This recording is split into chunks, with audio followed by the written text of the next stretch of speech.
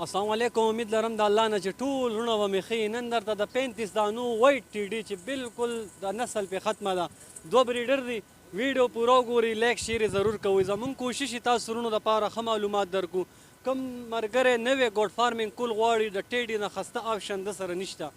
دا په هره علاقه باندې اجسټم یو پایم ماشاءالله د دې په اختر کې تاسو نسل بریډ والی عام تاسو له قیمت کې د حسن تاسو درې بچي دوه بچي مروړي.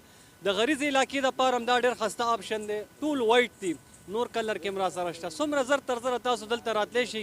ډېر غازي خان کې دا مال ولاړ دی په وسیع تعداد کې. ریټ په انشاءالله خاطر کېږي، دا سره زما واده ده. پوره لاټ سودا کم ملګری هم غواړي انشاءالله هغه به ریټ یو وي. که تاسو پکې چانټي کوئ بلار به اوچه دی کې شته. د بلار بیل ریټ دی، د اوچه چیلې خپل ریټ دی. د دې نه ښه خبره دا ده پوره لاټ تاسو ته واره کې پروزي.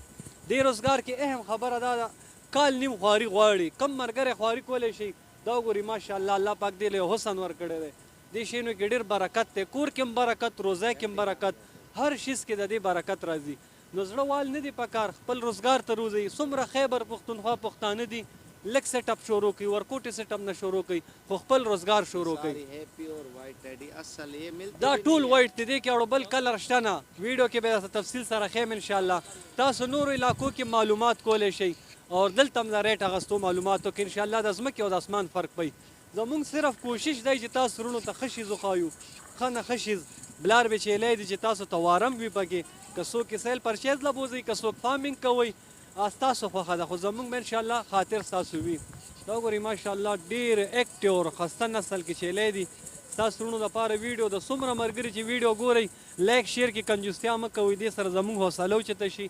ستاسو وروڼو دپاره مونږ ښه نه ښه معلومات، دا ثواب کار دی، سنت کار دی. دې روزه باندې شرم نه دی پکار. نفع نقصان دا د الله په لاس کې ده، خو روزګار نه زړه مه وهئ. لږ تجربه ایکسپیرینس والی انشاءالله الله پاک په لسونو تعداد کې تاسو مالونه رسولی شي. انسان هر څه کولی شي خو چې محنت وکړي، محنت د زړه نه وکړي الله به پکې برکت اچوي او الله به تاسو کامیابی.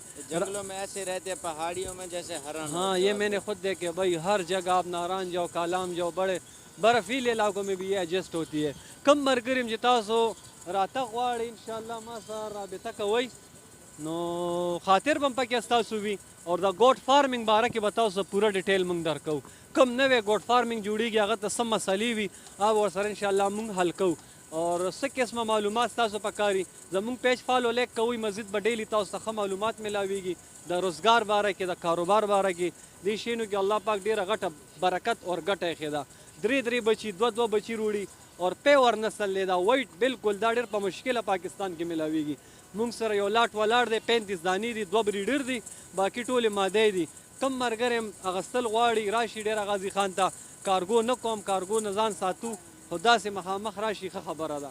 زمونږ اکثر پښتنو وروڼو ته ریکویسټ کوم چې چا نه هم کارګو فلحال مه غواړئ، مخامخ راشي مال الي یا ټولو کې ښه خبره وي. ویډیو لایک شیر کړئ. ډیرا غازی خان کے علاوہ کہیں پہ بھی نہیں ملتا. ہاں یہی بات کہیے. څومره ملګري چې ویډیو ګوري لایک شیر یې کوي اور مزید به زمونږ ویډیو تاسو ته میلاویږي. د ځان خیال ساتئ انشاءالله نیکسټ ویډیو کې به ملاقات کوو.